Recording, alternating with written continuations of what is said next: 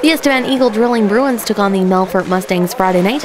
Going into the first period, the Bruins had a tough time keeping their opponents at bay as Mustangs scored 2 points, the first one 7 minutes into the period and the second shortly after that.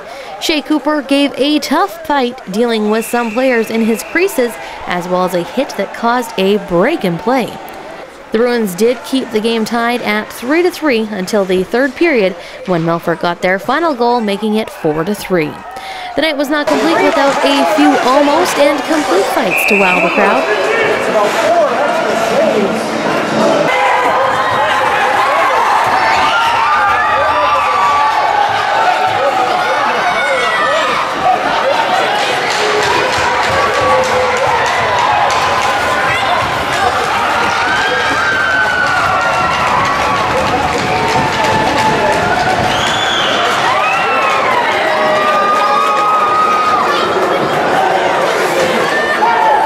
The next home game will be Tuesday evening against Humboldt.